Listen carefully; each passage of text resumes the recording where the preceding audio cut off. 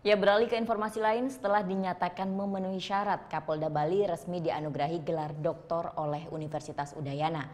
Penganugerahan gelar doktor kehormatan diberikan melihat prestasi Kapolda Bali dalam menciptakan kedamaian, ketertiban, dan ketentraman di Pulau Bali.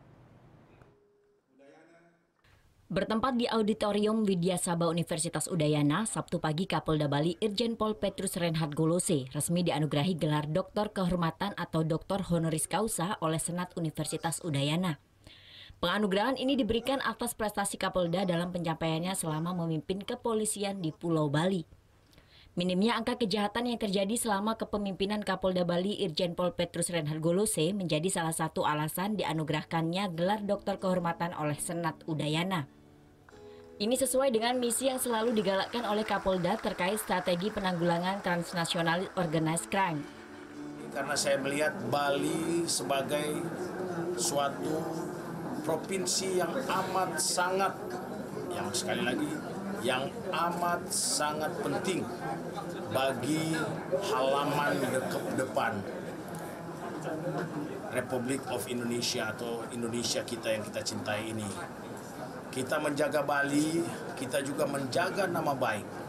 Dan permasalahan yang paling utama yang akan muncul adalah transnasional crime.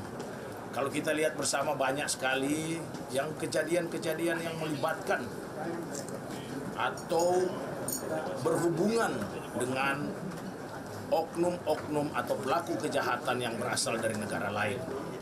Sehingga dalam penerapan hukum kita perlu juga baik secara ilmiah maupun implementasi.